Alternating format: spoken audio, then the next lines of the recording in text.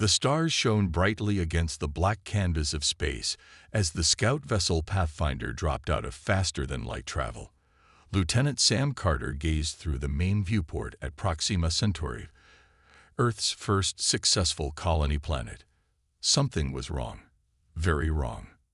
"No response to hails, sir," said Communications Officer Lisa Gray. Her fingers moved quickly across her console. "I've tried all channels. Nothing but static." Sam frowned. The colony had gone silent 3 days ago. Earth Command had sent them to investigate, expecting a simple communications malfunction.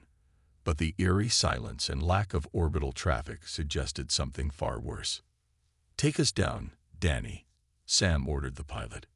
"Standard approach pattern. Everyone stay alert." The Pathfinder descended through wispy clouds, sensors scanning the colony's main settlement below. 5,000 people lived here, or had lived here. As they dropped lower, the crew fell silent. The buildings stood damaged or crushed. No movement, no signs of life. "My God," whispered Medical Officer Ben Wood. "What happened to them?" Sam swallowed hard. "Land us at the edge of the settlement, Danny. Away team with me. Full environmental suits and weapons ready." Minutes later, Sam led his team through the ruined colony. The streets were empty. Doors hung open on homes and businesses. It looked like people had tried to run. But from what? "Sir, over here," called Security Chief Maya Rogers. She pointed to strange crystal-like structures growing from the ground. They glowed with a faint blue light and seemed to pulse like something alive. "Don't touch them," Sam ordered. "Ben, what are these things?" Ben scanned the structures with his handheld device. "Unknown, sir. Not registering as any material in our database. But they're growing. And they're giving off energy readings unlike anything I've seen." Sam took pictures to send back to Earth. As they moved deeper into the colony, they found the first bodies. Colonists frozen in their final moments, faces locked in terror. Some appeared partially dissolved, as if something had begun to consume them. "We need to gather whatever data we can and leave," Sam said, fighting to keep his voice steady. "Something wiped out 5,000 people. It could still be here." The team collected samples, downloaded colony computer logs, and recorded everything they saw. The story began to piece together from fragmented security footage. 3 days ago, something massive had appeared in the sky. Not a natural disaster, a ship. The footage showed only glimpses, a dark shape blotting out the stars, strange lights, and then chaos as colonists tried to escape. As they worked, Engineer Pete Walsh's voice came urgently through their comms. "Lieutenant, something just entered the system. Something big, and it's headed straight for the planet. Everyone back to the ship. Now," Sam ordered. They ran, the ground shaking beneath their feet as a shadow fell over the landscape. Sam looked up and felt his blood turn cold. A massive object blocked out the sun. A ship larger than anything humans had built, its surface covered in the same crystal-like material they'd found growing from the ground. The Pathfinder's engines roared to life as the crew scrambled aboard. Danny pulled the ship up sharply, accelerating toward space as the alien vessel released smaller craft that pursued them. "Maximum speed. Get us out of here," Sam shouted. The Pathfinder shuddered as energy beams lanced past them. One grazed their hull, alarms blaring throughout the ship. They broke atmosphere, engines straining as Danny pushed them to their limit. "Preparing for jump," Danny called out, his voice tight with fear. The stars stretched, and they escaped, but not before their cameras captured clear images of their pursuer. 2 weeks later, intelligence analyst Olivia Reed stared at those images in a secure room deep under Earth Command headquarters.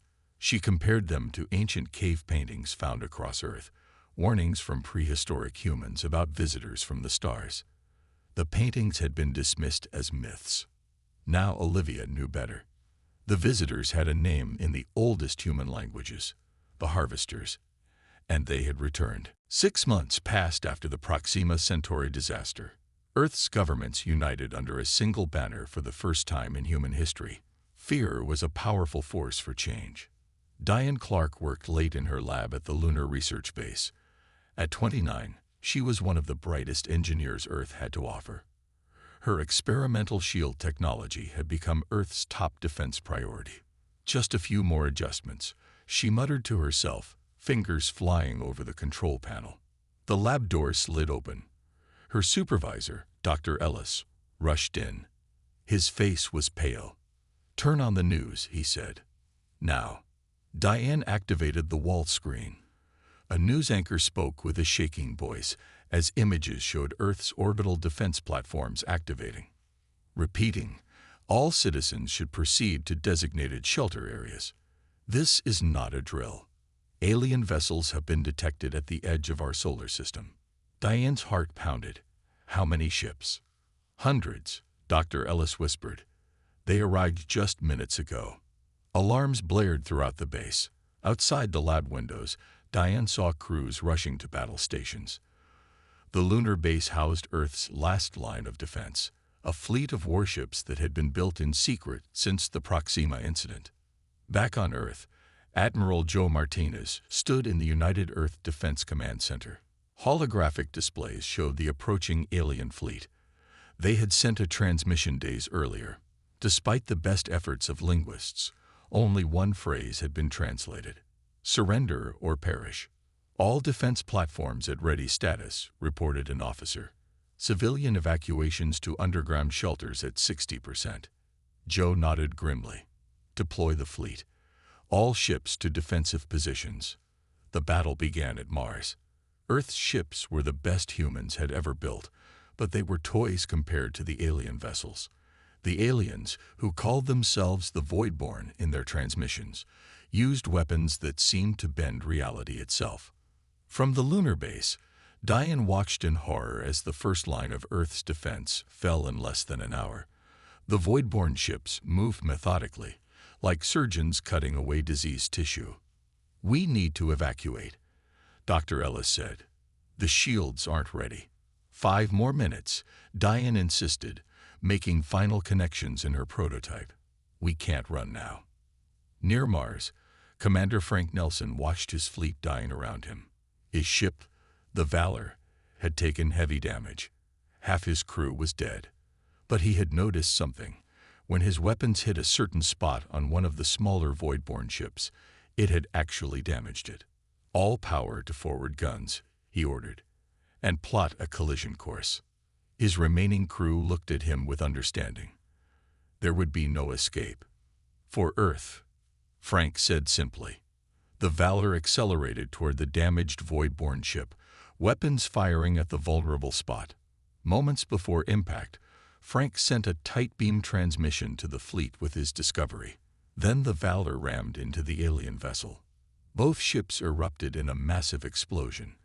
When the light faded, the Voidborn ship was destroyed, the first alien vessel humanity had managed to take down. On the lunar base, alarms blared as Voidborn ships approached. Diane's prototype shield generator hummed to life, creating a bubble of energy around the main research section. "Evacuate everyone to the protected area," she shouted. "The shield will hold." She didn't know if that was true, but people needed hope. On Earth, cities burned as Voidborn ships began their assault. Millions fled to underground shelters built during the fearful months after Proxima. Admiral Martinez coordinated what remained of Earth's defenses, using Frank Nelson's discovery to focus attacks on the Voidborn weak spots. It wasn't enough. By day's end, Earth's orbital defenses had collapsed. The remnants of the space fleet scattered, hiding in the outer solar system. On the lunar base, Diane's shield held against the initial attack, protecting thousands of refugees. The Voidborn message played again on all frequencies: surrender or perish. But even as Earth fell, something unexpected happened. The Voidborn seemed surprised by humanity's resistance. A captured communication revealed a message between alien ships. "The humans fight differently. They do not break like the others." Humanity had lost the battle, but in that moment of defiance, the first seeds of hope were planted. 5 years passed since Earth fell to the Voidborn. The blue planet was no longer the same. Massive mining operations scared its surface. Strange crystal towers rose from the ruins of once great cities, and humans were hunted, captured, and taken to processing facilities for unknown purposes. But humanity had not surrendered. On Titan, Saturn's largest moon, Dr. Laura Wilson worked in a hidden laboratory carved into the icy surface. Around her, a team of scientists studied pieces of void-borne technology salvaged from destroyed ships. "Look at this," Laura said, pointing to a screen showing microscopic scans. "The material reacts to the radiation. It's breaking down." Her assistant, Ryan, leaned closer. "Which frequency was that?" "Gamma radiation, but in a very specific pattern." Laura's eyes shone with excitement. "We finally found their weakness." Across the solar system, hidden bases sheltered the remains of humanity. Some were former mining outposts. Others were built into asteroids. Each held a piece of the resistance. Captain Erica Powell commanded the stealth ship Defiance, one of the few human vessels that could slip past void-borne patrols. Her mission: deliver supplies to resistance cells and gather intelligence. Today, she hovered near a void-borne communication relay disguised as an asteroid. "We're in position," her pilot said. "Starting data intercept." Erica nodded. "Keep us dark. We can't afford to be spotted." The ship's systems silently copied transmissions passing through the relay. Most were in the void-borne language, but some used translation matrices for communicating with other species. Erica's eyes widened as she read the intercepted messages. "They're not just on Earth. They've conquered dozens of worlds across the galaxy." More shocking was a message about humans. "The Earth species shows unusual resistance to neural control. Continue genetic sampling to identify the cause." On Earth, former history professor Alan Brooks led a different kind of resistance. His network moved through the ruins of cities, helping survivors escape to hidden spaceports where they could flee to the outer system bases. Tonight, Alan guided a group of 20 people through the sewers beneath old New York. Above them, void-borne patrol ships searched with scanning beams. "Stay low, stay quiet," he whispered to the group. Among them were children who had never known a world without the alien invaders. A woman named Karen helped a young boy who had fallen behind. "Almost there," she encouraged him. "Just a little further." They reached a hidden door that led to an abandoned subway tunnel. Inside waited 3 resistance fighters with weapons and supplies. "The ship leaves in 2 hours, one fighter told Alan. "We got word from Captain Powell. She found something big." Later that night, resistance leaders gathered via secure communication channels. Captain Powell shared what she had learned. "The Voidborn aren't just conquerors," she explained. "They're collectors. They harvest resources, technology, and even genetic material from species across the galaxy." Dr. Laura Wilson added her discovery about the radiation weakness. "It's not much, but it's the first real advantage we found."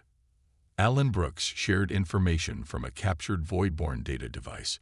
"Most species they conquer surrender quickly and live as slaves. But there's something different about humans. We're resistant to some kind of mind control they use on others." The most surprising news came from Captain Powell's latest intercept. "Other species are watching us," she said. The translation matrix picked up communications between enslaved worlds. "They're talking about the human resistance. Some are even starting to question their void-borne masters." For the first time in 5 years, the resistance leaders felt a glimmer of real hope. Humanity was not just fighting for Earth anymore. Their struggle had become something more, a spark that might ignite across the galaxy. As the meeting ended, Dr. Wilson made a simple but powerful statement. "We're not just survivors anymore. We're becoming a real threat to them." The resistance had a new purpose. Humanity would not just endure, it would fight back. And the galaxy was beginning to take notice. 10 years had passed since the Voidborn took Earth. The human resistance had grown stronger and more organized. Small victories gave people hope, but everyone knew they needed something bigger to truly fight back. Colonel Jack Howard stood in the shadows of an ice canyon on Europa, Jupiter's moon. 50 of his best soldiers waited behind him, weapons ready. Ahead stood a small void-born research station, its crystal towers glowing against the dark sky. "Remember the plan," Jack said into his comm. "Team 1 creates the distraction. Team 2 secures the data. Team 3 gets the prisoners. 20 minutes, then we're gone." The attack began with precision. Team 1 fired missiles at the station's power generators. As alarms blared and void-born drones rushed to respond, Teams 2 and 3 moved in from different directions. Jack led Team 2 into the heart of the station. They fought through several void-born guards, tall, pale creatures with too many limbs. The soldiers' weapons were loaded with special radiation ammunition developed by Dr. Wilson. It worked better than anything they'd used before. In the central chamber, they found what they were looking for: the main data core. A technician named Ed quickly connected their devices and began downloading files. 5 minutes, Ed said, working fast. Jack stood guard, watching the alien symbols flash across the screen. He didn't understand them, but he knew this information could change everything. On the other side of the station, Team 3 broke into the prisoner cells. They found 20 humans in bad condition, thin, weak, with strange marks on their skin. Among them was a teenage boy named Kevin Davis. Unlike the others, Kevin seemed alert, his eyes clear and focused. "We're with the Resistance," said Maya, the team leader. "We're getting you out." As they moved the prisoners toward the exit, Kevin stopped by a control panel. Without hesitation, he placed his hand on it. The alien symbols responded to his touch. "How did you do that?" Maya asked, shocked. Kevin looked confused. I just knew how." The raid ended successfully. All teams made it back to their hidden ships with the data, the prisoners, and minimal casualties. As they flew back to their base, hidden in the asteroid belt, Jack studied the young boy who could somehow interact with void-born technology. At the base, Dr. Laura Wilson reviewed the stolen data with growing excitement. "This changes everything," she told the Resistance leaders. "The void-born aren't a single species. They're a hive mind controlling drone bodies, all directed by ships called Nexus vessels." She displayed images showing the massive command ships at the center of void-born fleets. "Destroy a Nexus, and all the drones it controls become useless," she explained. Even more important was what they learned about why Earth was targeted. "It wasn't random," Laura said. "Humans possess genetic markers that make us dangerous to them. We're naturally resistant to their mind control, and they see us as a threat." Meanwhile, in the medical section, doctors examined the rescued prisoners. Most had been subjects in brutal experiments. But Kevin Davis was special. Tests showed his DNA had been altered by the voidborn. They were trying to understand what makes humans different, the chief doctor explained. In Kevin's case, they accidentally gave him the ability to interface with their technology. A plan began to form. They would build their own fleet using reversed-engineered voidborn technology, combined with Dr. Wilson's radiation weapons. They called it Project Prometheus, after the figure from myth who stole fire from the gods and gave it to humans. Kevin would be crucial to their success. His ability to interface with alien systems might let them overcome the Voidborn's technological advantage. As the Resistance prepared for their boldest move yet, a message arrived from Captain Powell's Defiance. "Resistance cells are forming on other worlds. We're not alone anymore." The tide was beginning to turn. Humanity wasn't just surviving. It was becoming the galaxy's best hope for freedom. 14 years after the invasion, humanity was ready to strike back. Hidden in the rings of Saturn, the Resistance had built their first real warship, the Avenger. It wasn't as large as a Voidborn vessel, but it carried weapons designed to exploit the enemy's weaknesses. Captain Greg Morrison stood on the bridge, looking at his crew. They were a mix of soldiers, engineers, and survivors who had trained for this moment for years. "All systems check complete, Captain," reported his first officer, Liley. "We're ready." Greg nodded. Begin Operation First Strike. The Avenger moved silently from its hiding place, followed by 5 smaller attack ships. Their target: a void-born mining fleet harvesting resources from the asteroid belt. It was smaller than most void-born forces, making it the perfect first target. In the ship's special operations room, Kevin Davis sat surrounded by equipment. Now 19 years old, Kevin had spent years developing his unique ability to interface with void-born systems. "I'm ready, Captain," Kevin said through the comm. "Once we're in range, I can begin disrupting their communications." The human fleet approached the asteroid belt. The void-born ships, busy with their mining operations, didn't notice them until they were close. "Now, Kevin," Greg ordered. Kevin placed his hands on the alien-human hybrid console before him. His eyes closed in concentration. The void-born ships suddenly began to move erratically, their coordinated actions falling apart. "All ships, attack pattern Delta," Greg commanded. "Target their weak points." The Avenger fired its main weapon, a cannon that emitted the specific radiation frequency Dr. Wilson had discovered. The beam hit the largest void-born ship, causing its crystalline surface to crack and break. The smaller human vessels attacked the confused void-born ships from multiple directions. For the first time, the aliens seemed unprepared, unable to coordinate their defense properly thanks to Kevin's disruption. "They're trying to adapt," Kevin warned, sweat beading on his forehead. "I can't hold them much longer." "All ships, concentrate fire on the command vessel," Greg ordered. The human fleet focused all weapons on the largest void-born ship. Its surface glowed and cracked under the combined assault. Finally, with a blinding flash, the alien vessel broke apart. Without their command ship, the remaining void-born vessels became disorganized. Some tried to flee, others continued fighting but with reduced effectiveness. The human fleet methodically destroyed them all. When it was over, the asteroid belt was clear of enemy forces. The first major battle against the Voidborn had ended in human victory. "Send the message," Greg told his communications officer. A simple signal was broadcast throughout the solar system on frequencies the Resistance used. "First strike successful. The fire of Prometheus burns bright." News of the victory spread quickly. On Earth, where billions still lived under Voidborn rule, people began to resist more openly. Small uprisings broke out in processing centers.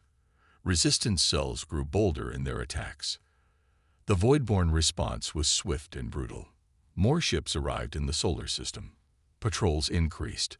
Punishments for resistance became more severe. But something was different about their behavior now. There was an urgency that hadn't been there before.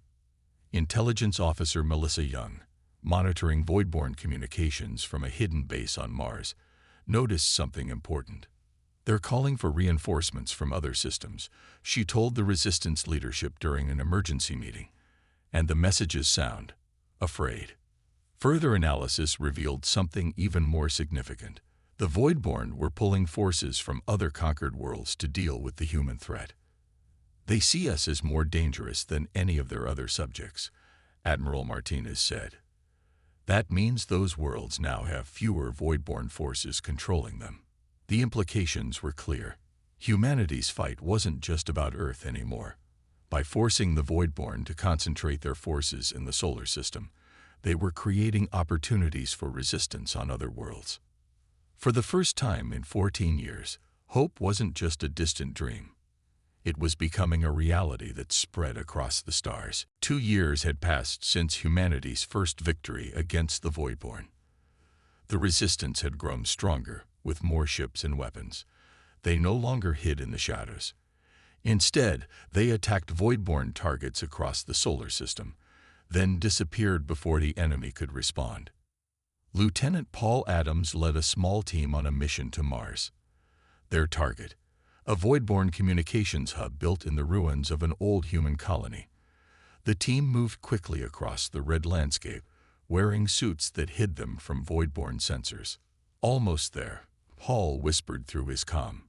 "Remember, we need to download their data, then plant the charges. 15 minutes, then we're gone."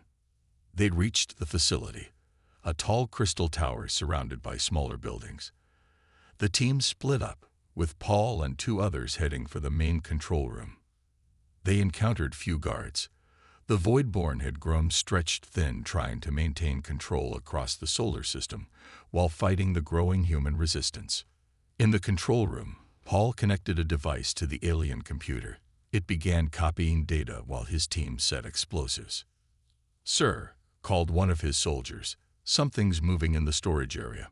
Paul drew his weapon and moved cautiously toward the back of the room. Behind a panel, he found something unexpected. A hidden compartment containing what appeared to be prisoners, but they weren't human. The creatures were tall and reptilian, with scaled skin and large eyes. They wore simple clothes and restraints on their wrists. They watched Paul with a mixture of fear and hope. One of them stepped forward and spoke in broken English. "You are humans, the fighters." Paul stared in shock. "Yes. Who are you?" "I am Krell. We came. Watch humans fight.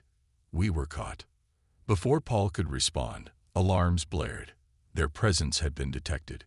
"Grab the data and move out," Paul ordered his team. He looked at the alien prisoners. "You're coming with us." They fought their way out of the facility, the Krell helping as best they could despite their restraints. One of them, stronger than the others, even managed to kill a Voidborn guard with its bare hands. Once clear, they triggered the explosives. The communications hub erupted in flames behind them as they raced to their hidden ship. Back at the Resistance base, the Krell were treated with caution but respect. Their leader, who called himself Scar, explained their purpose. "Many worlds watch humans," he told the gathered Resistance leaders.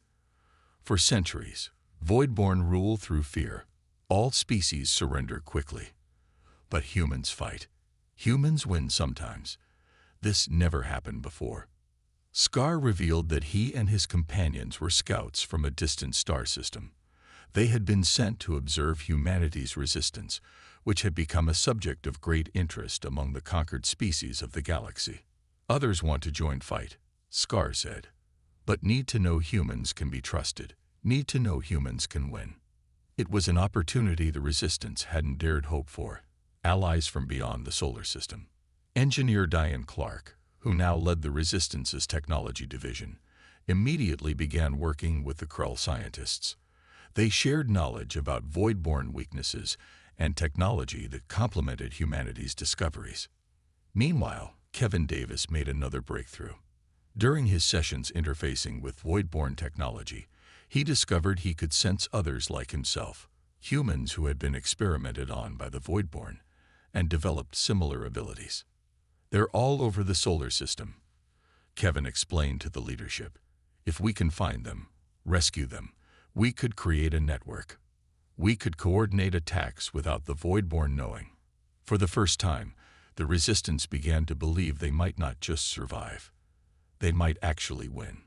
With potential allies among the stars and a growing understanding of their enemy, humanity's fight was becoming a galactic cause. As Paul Adams watched Scar and his fellow Krell working alongside human engineers, he realized something important. The Voidborn's greatest mistake had been attacking Earth. By trying to crush humanity, they had created the spark that might eventually burn down their entire empire. 20 years had passed since the Voidborn first attacked Earth. Now, humanity was ready for its most ambitious mission yet, Operation Homecoming, the liberation of Earth. Fleet Admiral Susan Miller stood on the bridge of the Alliance flagship Freedom. Around her, officers from 6 different species worked at their stations. The view screen showed hundreds of ships gathered near Jupiter, the largest fleet ever assembled to fight the Voidborn. "All ships report ready, Admiral," said her first officer. Susan nodded. "Send the signal. Operation Homecoming begins now." The massive fleet moved toward Earth. It included not just human vessels but ships from a dozen alien civilizations that had joined the fight against their common oppressor. On Earth, Resistance leader Alan Brooks received the coded message. For 2 decades, he had built and maintained the planet's underground resistance network. Now, millions of humans were ready to rise up when the fleet arrived.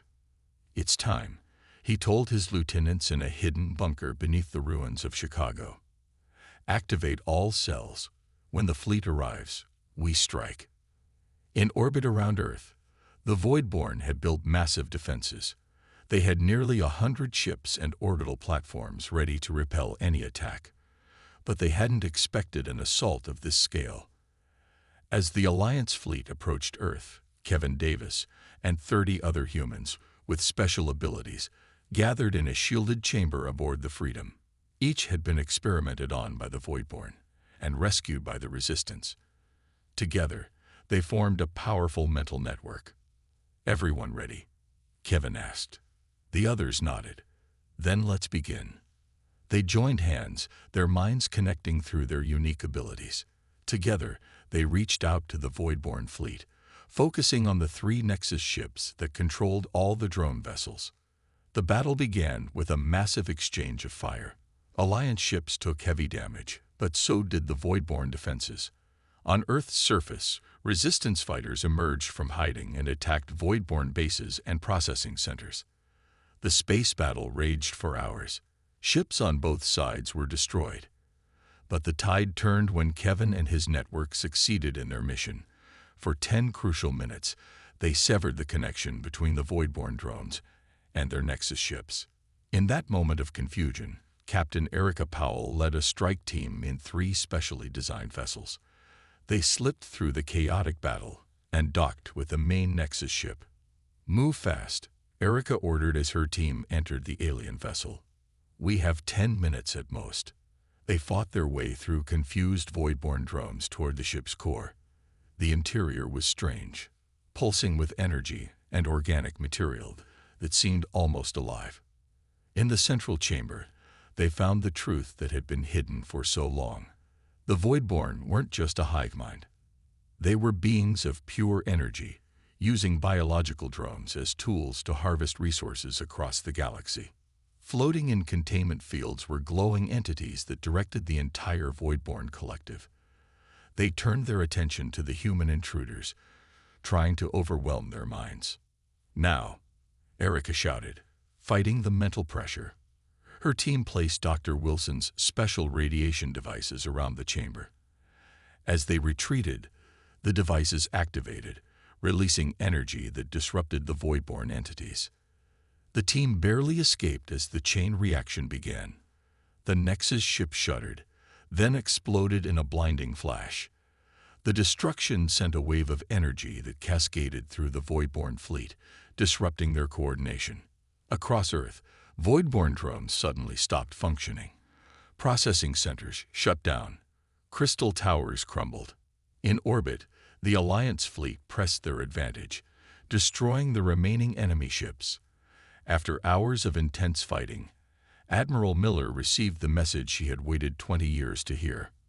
Earth's orbit is secure. The Voidborn fleet has been destroyed. For the first time in 2 decades, Earth belonged to humans again. But the war wasn't over.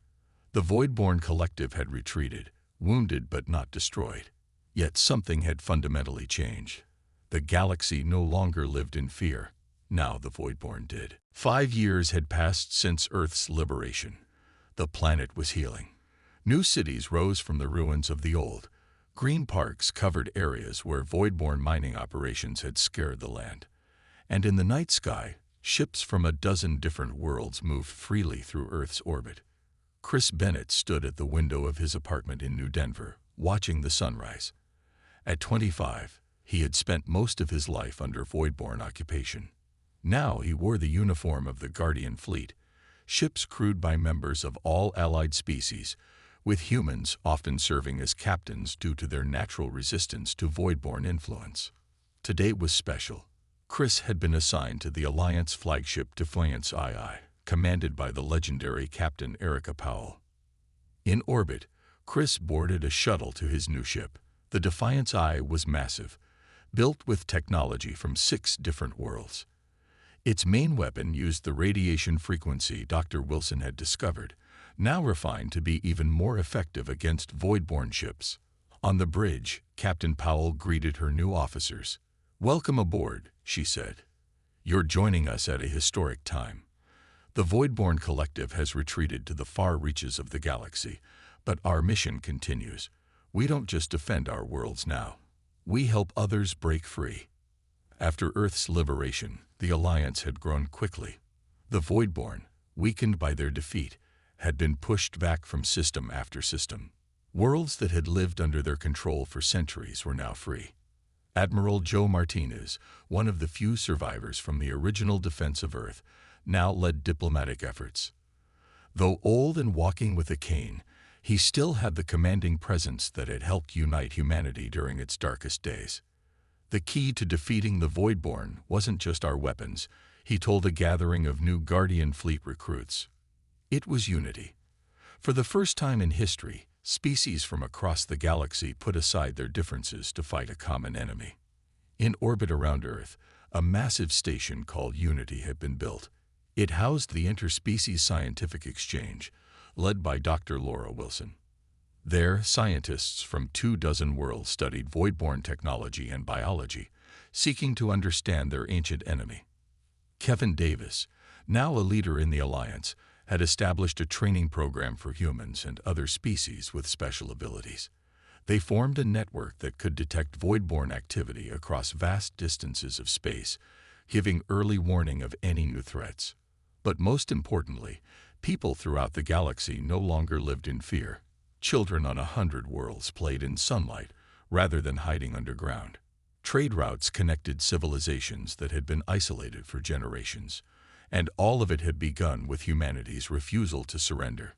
On his first day aboard the Defiance I, Chris was assigned to the bridge.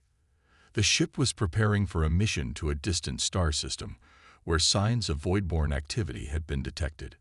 "Ready for departure, Captain," the first officer reported.